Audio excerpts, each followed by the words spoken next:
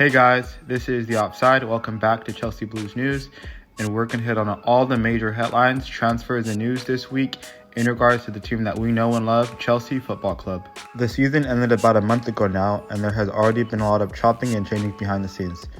In the span of a month, we let go of not only the man, the myth, the legend, Thiago Silva, but we also let go of our manager, Maresca and his entire backroom staff.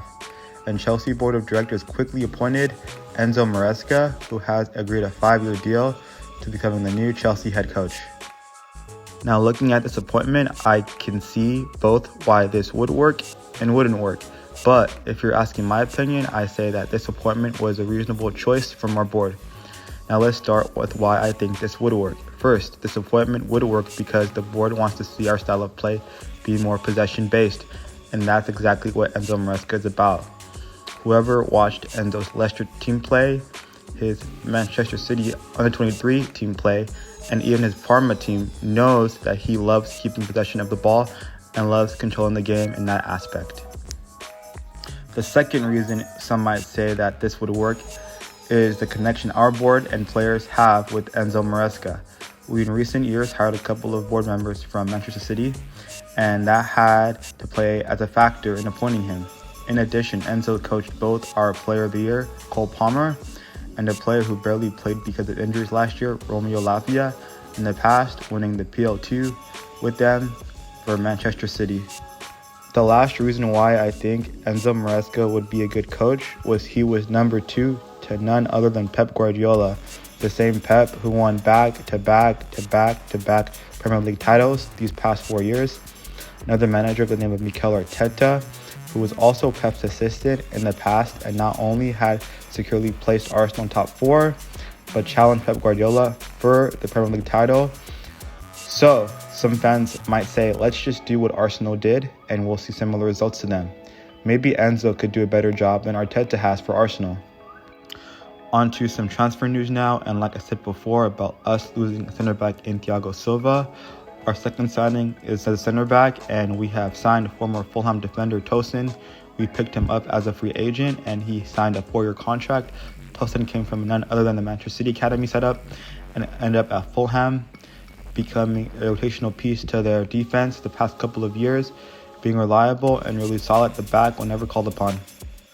Personally, I don't know where he stands right now in regards to the hierarchy because currently we have a bunch of center backs to choose from. If I had to predict, I would say that he wouldn't play much and we only got him because he was a free agent and we could sell him for a decent amount in the future. One of the board's focus is on making a profit first and foremost and making us a profitable machine. In more recent news, Chelsea are on the brink of signing another Brazilian wonder kid. After the signing of the first highly rated youngster Messinho, we have signed Pedro Lima for a fee of £7 million plus an additional $3 million in add-ons.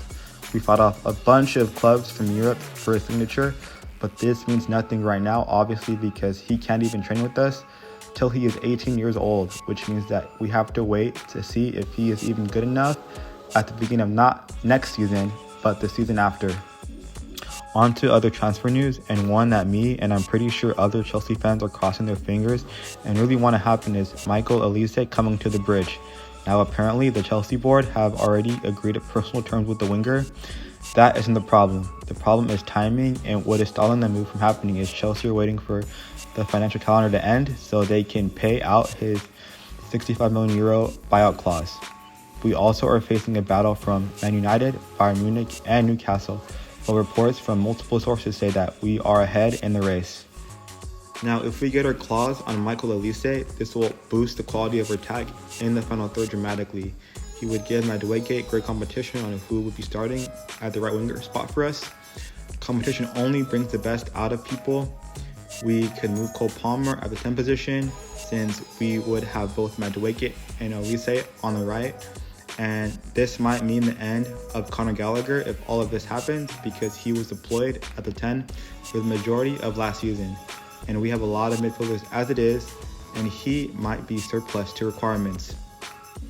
Last transfer news of today, and it is that we are advanced in signing a striker from Aston Villa. And no, it's not Ollie Watkins, it's his backup, John Duran, for a reported fee of $50 million.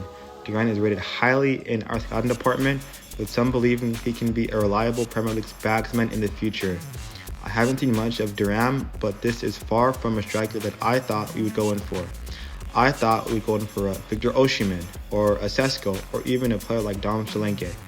But Austin Villa's backup, wow, I was not expecting this to be the level of striker we would go in for. Thanks for watching till the end. Please don't forget to like and subscribe. This is Chelsea Blues News, and I'll catch you next week.